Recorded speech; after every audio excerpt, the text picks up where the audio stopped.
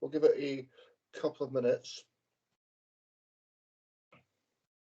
And just a reminder, we are recording. So when Stuart joins us, we'll just do a quick round of introductions.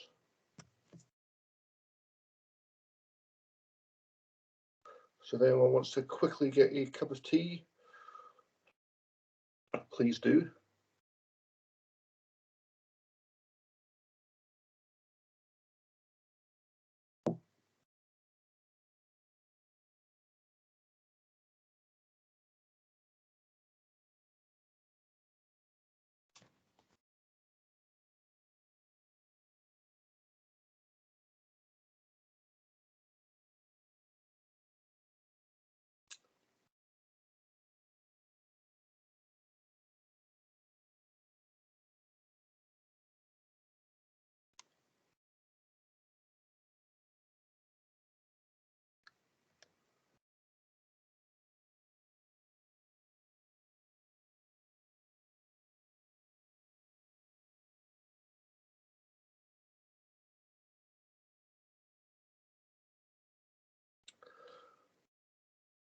Good morning, Stuart. Welcome to your first governing body at the Bassetlaw CCG. We've just had a quick confidential governing body and ratified your appointment as interim CFO.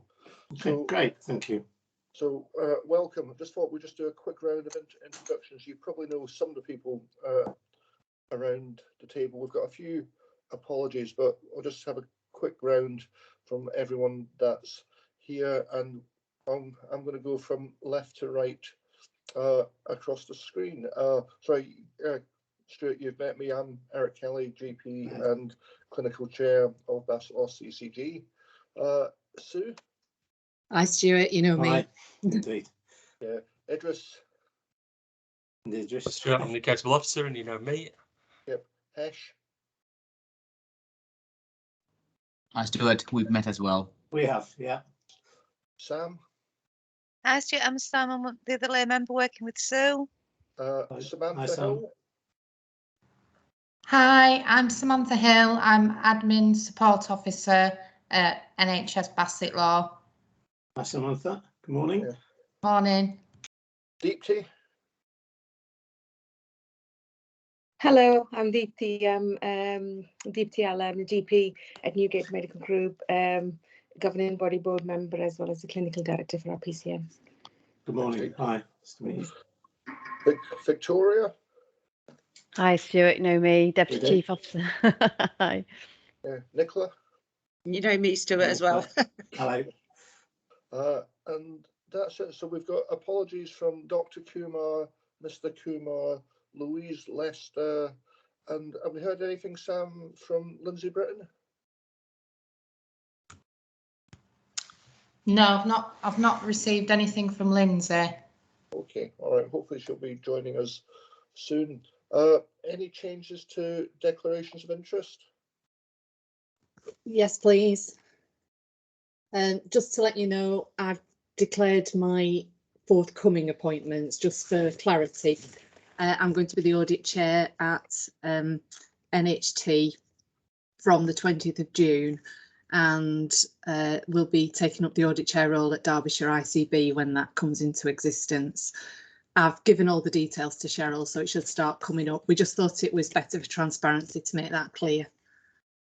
Thanks, Sue. Good luck in those roles. Thank you. I've not heard of any questions from the public. Sam, have you heard anything? I've not received anything. Nope. I can confirm we are quorate. First thing on the agenda, transitional arrangements, Idris. Thank you, Eric. This seems to change daily.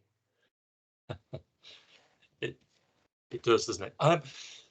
So this is a specific paper, so I'll put it into a wider context, and our strategic development session that we'll have after governing body meeting will go through to the much broader range of issues surrounding the transition and some of the most recent changes, the developments of the white paper as well around integration. So we will go into those topics sort of later this morning. But this paper covers the specific issue of South Yorkshire and the Bassetlaw relationship into South Yorkshire through the transition as we develop the ICBs, national footing. And obviously, from a Bassetlaw perspective, we're very keen to ensure that we have continued very close engagement. And following the delay to the implementation of the legislation and the establishment of integrated care boards that will now, we anticipate, be the 1st of July, that means that current arrangements will be retained. We have now heard as well in the last just over a week that the anticipated change formally to our borders, so moving Bassetlaw into the Nottinghamshire ICS ahead of the establishment of the ICBs, will no longer be taking place. That will be aligned with the establishment of the ICBs. Having said that, I think the arrangements that Bassetlaw have into South Yorkshire need to evolve. They need to reflect the fact that ICBs are anticipated to be established and that we will need a continued sort of role within that. But as long as we formally remain as a statutory body, that takes on probably a new level of importance. So it is proposed in South Yorkshire that a joint committee of CCGs is developed further. So there have been the current arrangements have been in place, as you'll be aware, for many years now in terms of the joint committee. Their focus has been primarily on sort of some of the more significant changes. So, for example, children's surgery across the whole of the system, or establishing hyperacute stroke, for example. So some major sort of programs of commissioning. But it's also now turning its attention to the required elements of the transition of commissioning into the ICBs. So this paper expands the role of the joint committee and it establishes as well subcommittees, which predominantly we won't be on because they're going through the technical details of the transition as it pertains to South Yorkshire as opposed to our move into Nottinghamshire. But that in part ensures that we can maintain our full membership of the joint committee. And later on in the paper, it's sort of, so I'm just putting that into context. In one place, it says we won't be part of some of the work, but actually that's to free up the fact that we don't want to have to sit through a lot of governance that doesn't pertain to us. And therefore we can focus our time on the core work of the joint committee. And as you know, 90 to 95% of all acute hospital care is managed and takes place in the South Yorkshire system, whether that be Bassetlaw Hospital, Doncaster Royal Infirmary, Sheffield Teaching Hospital or Sheffield Children's Hospital, and indeed some goes to some of the other sort of South Yorkshire. So yeah, nearly half of our expenditure and a significant amount of our activity goes in that direction. So it's essential that we maintain sort of our active involvement in commissioning and the work of the South Yorkshire system.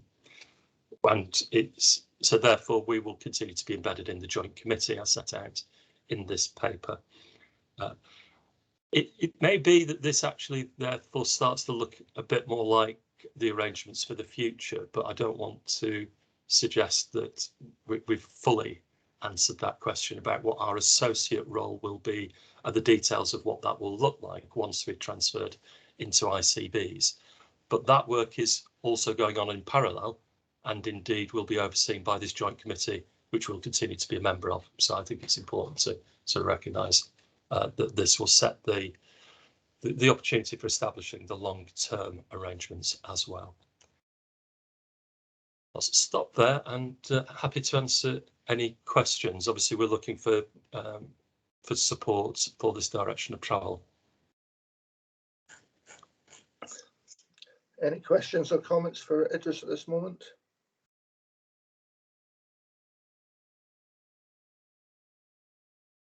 Victoria. Yeah, just to support really the proposal, Eric.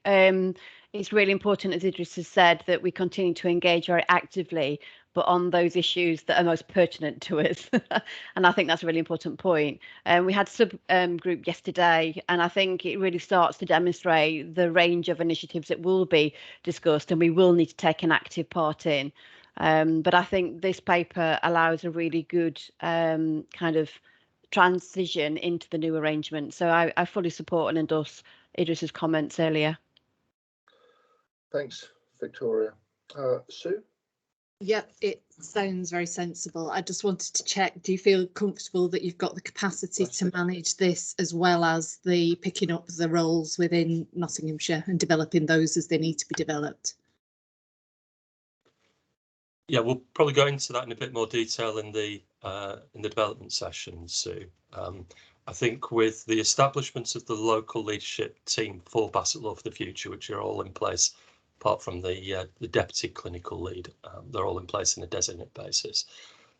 And with, for example, Stuart's appointment as the interim director of finance, you can see that we're moving into more of a shared arrangement with the Nottinghamshire system, and moving, sort of in line with the governance arrangements that will be in place once the ICB is established. And I think that will help considerably for a smooth transition, but also ensuring that we've got the resource that we need to manage both that transition, but also continue to work as a statutory organisation throughout Q1.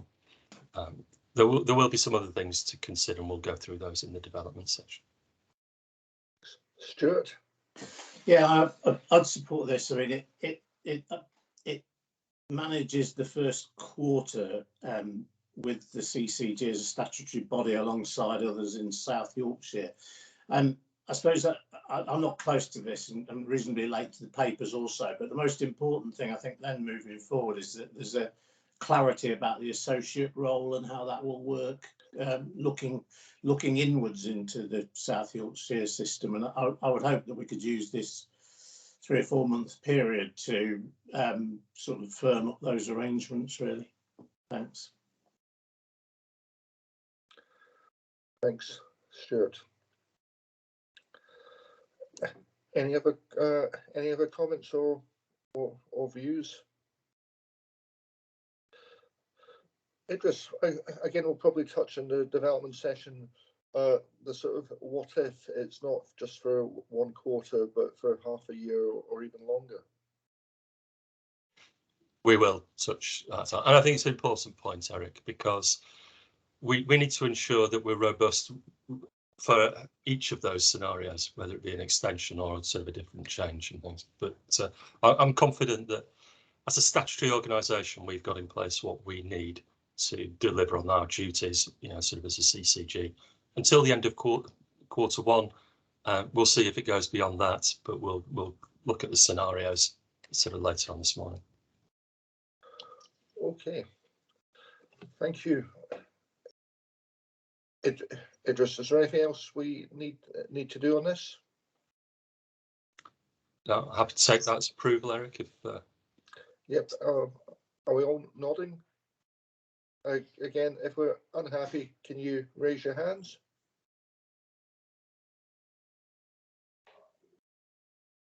Okay, I've duly approved. And looking duly on the paper we've got on the agenda is the governing body's self-assessment effectiveness results, which we do every year. Our self-assessment of how we're actually doing. It's a key thing that we do as governing body, and actually all the subcommittees do as well. And it's great to actually get feedback from colleagues. We had just over a 50% response rate when this went out, which isn't great, but it's probably par for the course. But during a busy COVID season, just going through the questions. Conflicts of interests are clearly identified and managed in line with the policy. I think everyone agreed. Committee provides the right balance of time across all items received. I think one person disagreed, but the vast majority agreed. Each item is closed off and I'm clear on what conclusion is reached, who, what and when. Again, most agreed, one disagreed, which I think is similar to last year's results as well. I do my best to try and close things off, but obviously someone feels that I don't do it adequately, so apologies for that. Fortunately, you don't have to put up with me much longer because we're not going to exist much longer. Risks are identified during the meetings and clearly documented. Again, all but one person agreed. So some further feedback, if anyone can provide that, would be useful. Committee has adapted its agenda and focus during the last 12 months to take account of merging issues and organisational changes. Full agreement. Since moving to virtual meetings, how has attendance from members been affected? Some people think it's improved and some people think it's been the same, but no one feels it's declined. How effective do you feel members have been unable to contribute to the online meetings? Very effective and capable and effective, so that's good. Changes to the quality of the papers. A couple of people say yes, and most people say no. Unfortunately, it doesn't ask the question, do you think that the papers have improved or declined in quality? I feel that the chair effectively controls and manages the virtual meetings effectively. Most people agreed, one person disagreed, and I opted out as the chair, so I didn't feel able to actually comment on myself. And that's it. So shall we open it up for any discussions or comments? Idris. I think understandably, so the number of respondents could have been, sort of slightly, sort of higher, but understandable under the circumstances. Obviously, the transition to face-to-face meetings, I know you really like and appreciate the face-to-face meetings, and we'll be keen to get back, sort of to that as soon as we can. And it has added complications and challenges, doesn't it, in terms of working with online meetings. And I think it's actually worked extremely effectively. I just wanted to note as well that as a governing body, we worked throughout the pandemic without interruption. And we did that with our subcommittees as well. So we never dropped the ball in terms of good governance, clear decision making, and that sort of oversight and critical friend sort of input into the work that we do as well. And unfortunately, Stuart, you're unlikely to get the opportunity to attend many governing body meetings if the timescales are. And this is quite a short public governing body meeting because every other month we have a opportunity for a more informal but strategic development session to really discuss sort of issues and strategies sort of moving forward. So this is quite an abridged sort of meeting. But I feel that the governing body meetings are highly effective.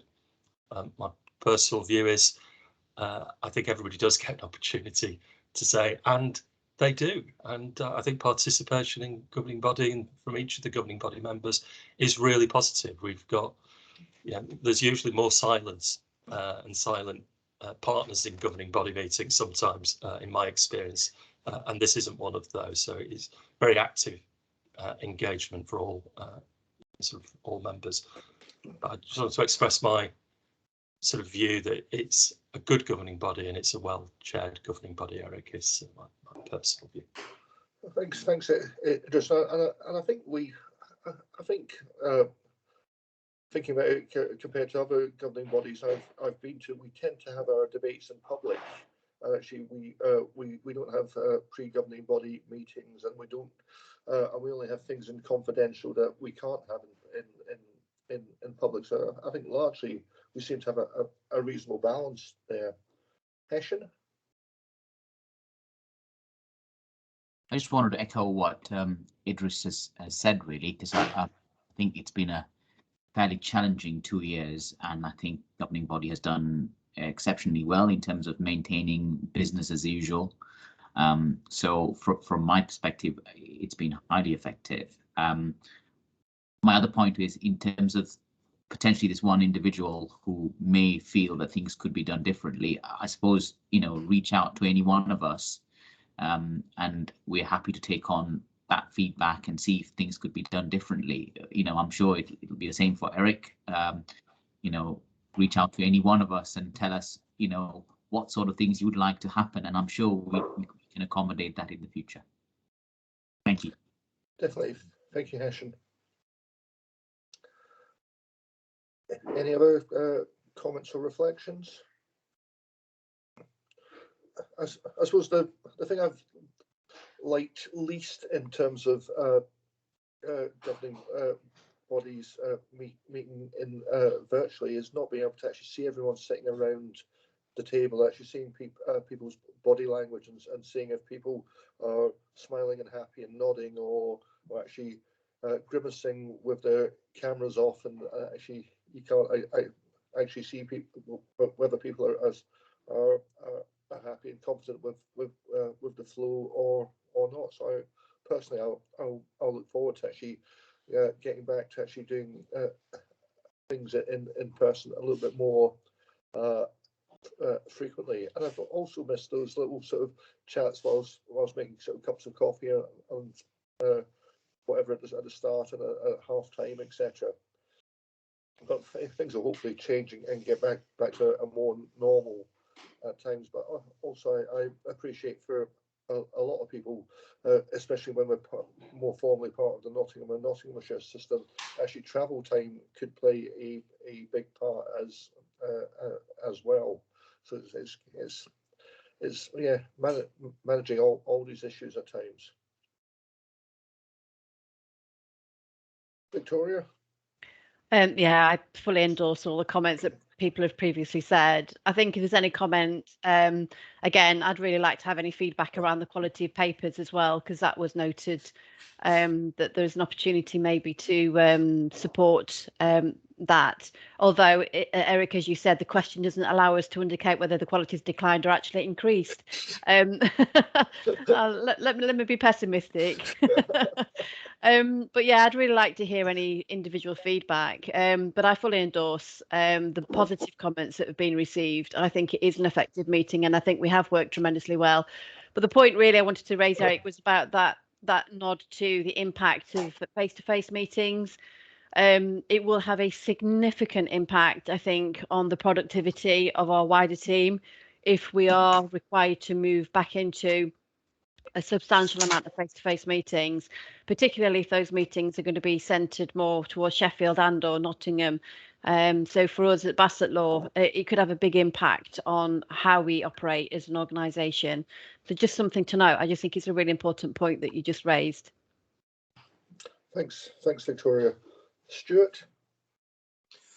Yeah, I'm just learning to smile now, Eric, so that you can pick up this positive body language and everything. But I'm interested, I guess, just in the degree to which the public have previously engaged in governing body meetings and are doing so now. So I'm not sure, I don't understand the technology, but have we got, I don't know if we've got 1 nil or 100 people on this call from the public, and whether people used to turn up to the meetings in person, because logically it's probably easier for people to join online than travel. No, in terms of turning up in person, we had a couple of big public appearances over the years, mainly when there's been issues. So when there was changes to the children's inpatient beds at Bassetlaw Hospital, there was a lot of interest there. When there was potential around changing the community neuro nursing setup, particularly around MS, there was a big turn up then. But then other times we sometimes had colleagues from DBH turn up, or pharmaceutical reps. I think were Yeah. the large ones. Currently now, this meeting isn't open to the public per se, but we do record it, and people are able to actually watch it. Stuart. Okay. No time. Idris. I think it's fair to say that most public sector board meetings are not well attended by the public. I think it's probably fair to say, and we're no different in that. But as Eric says, I think part of the importance of this is that the transparency is about accessibility as well. And if there is issues and things that people, sort of are concerned about, or there's a major issue that we're debating, they have the opportunity, and it's the opportunity that's probably just as important. But of course, what we do to engage the public goes far greater and broader than the governing body.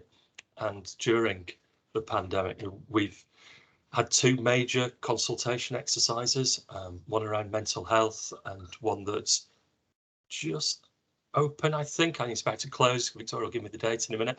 But it's just about to close in terms of the investment into Bassett Law Hospital, the urgent care village, and the beneficial impact that could have in terms of the pathway of care for paediatrics. So 28th of February, that consultation closes. So, and we engage with representatives and others in the community through community voluntary sector, but through the PCNs, through the practices, and through local politicians as well. I think as a CCG, we've always reached out, but also been very open to anybody who wishes to ask questions, become engaged, have that conversation. And certainly the times when it's raised a sort of significant profile, we've actually gone out there and reached. So with the examples that Eric mentioned, the access to the CCG was not limited to governing body. We actually offered and held meetings with relatives, with patients, and with the public on both of those issues. So we actively sort of went out and reached out. But typically, this isn't the most exciting meeting for many people in the general public. So if there is an issue, we'll try and engage with them in a broader range of things, and in a way that they probably find a little bit more sort of worthwhile for them. Thanks, Idris. Sam?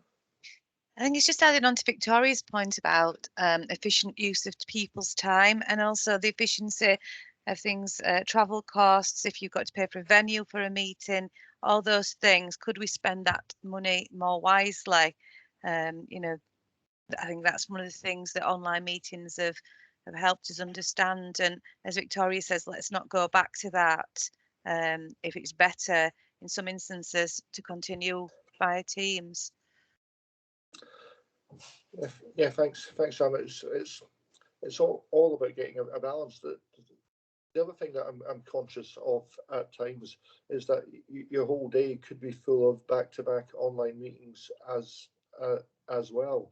And actually, one of the things about travel time at times was it did give you a little bit of breathing space and a little bit of thinking time as well, and time for a toilet stop and a cup of coffee, which actually, if you've got a whole day of back-to-back meetings, it can be difficult as well. So it is always that balance, and hopefully we'll find a good common ground that actually works for most people going forward.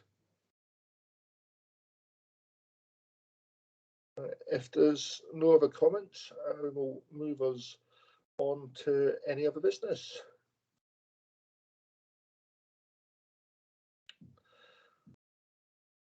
Okay, no other business, so I'm going to bring this meeting to a close, and we're going to move on to the development session. Do people want to come back at 1:45, so give us a 6-7 minute break just to top up your cups of tea, etc., and give a little bit